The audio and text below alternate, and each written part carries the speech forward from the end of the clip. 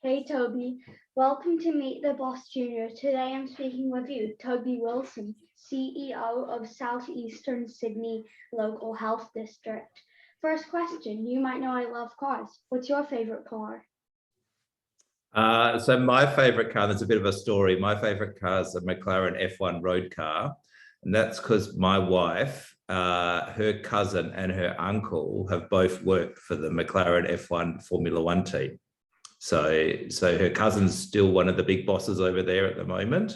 And her uncle was the first person in the world that was allowed to drive the McLaren F1 road car. So she had it parked in her garage when she was a kid. Wow, what a coincidence. That's my favorite car too. Oh, there you are. Yeah, no, there's a connection there, isn't there? Yep. Think back to when you were a kid. What did you want to do when you grew up?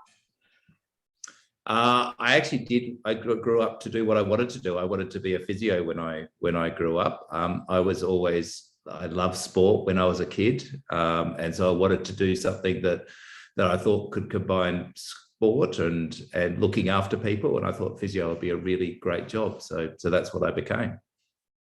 I hear all about your work, but first tell me your story. How did you become a CEO?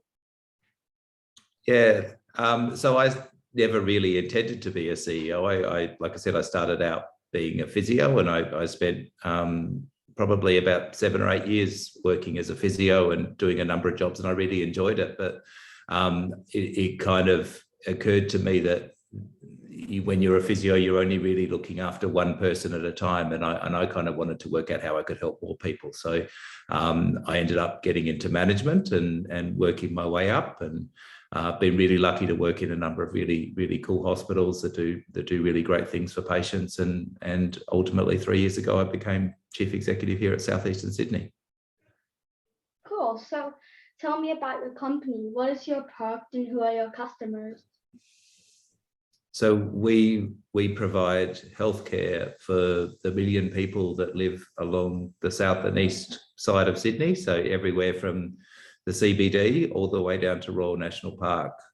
We've got a number of hospitals, 5 major hospitals that sit within that area, plus mental health and community services. So we're focused on how we provide exceptional care to our community throughout their life. So what are the cool things about Southeastern Sydney? I love Southeastern Sydney. I think we've got some really clever people that work here.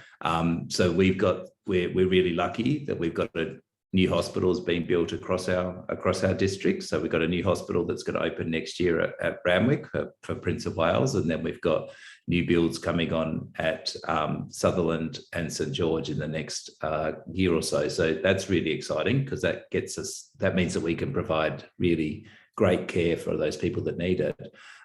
The other thing that's really exciting about Southeast Sydney is we've always had really close working relationships with the University of New South Wales, and there's some really clever people that sit between the two organisations. And we've been able to, these people have been able to design, before virtual care became really cool over the last couple of years with COVID, they were building apps where we could help look after people in their homes. And some of those apps are, and this is an area that I'm really excited about and really passionate about, but some of those apps are some of the coolest that I've seen going around. And so we were able to use them during COVID. So if you got sick during COVID, you would stay in your home and we'd use an app to look after you. And we were able to do that for 10,000 people across our district. It was amazing. We kept everyone out of hospital that didn't need to be in hospital. If you needed to come to hospital, we could let you know before you realised you had to come to hospital.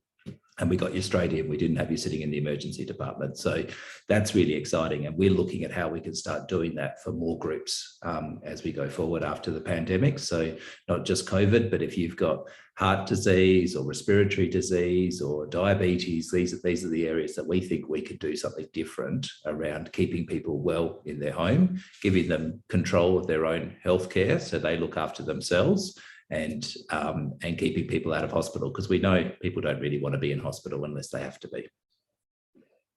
Cool. So what do you love most about your job?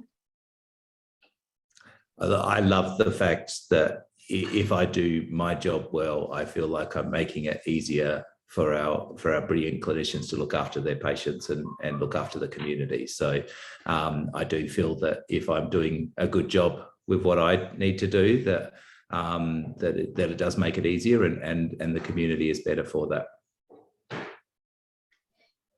What's the hardest thing about your job? I think the hardest thing is that you have to make difficult calls about what we spend our money on at the end of the day, and there's lots of really good things that you'd love to be able to do, but at the end of the day, when you get to be the CEO or the boss, you've got to make those calls about where we spend the money, and you'd love to be able to do everything, but you can't. So there are always difficult calls that you need to make about where we spend our resources and what we do with that. And we try to make the best call all the time, but there's always people that you have to say no to, and that's always hard. What's one piece of advice for me as I think about starting my own company? I think it's really important that whatever you end up doing, you do something that you love and that you're really passionate about. Because even when you have a really bad day, if you're doing something that you fundamentally love, then you'll always come back the next day. And I've really been quite lucky that I really drawn to healthcare and looking after people, and I think that's really made it easy for me to do the job that I do. And when you have a bad day, you go, well, actually, there's a reason why I'm doing this, and it's worth going on.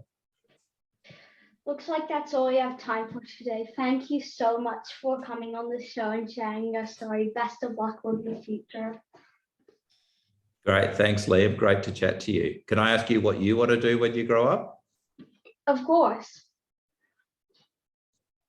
So what do you think you might like to do?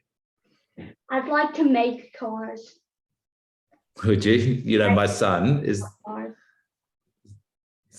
my son is very much the same. He's into cars at the moment, and his dream is that he can become an engineer and make cars as well. So maybe you two could set up a company together. That's a great idea.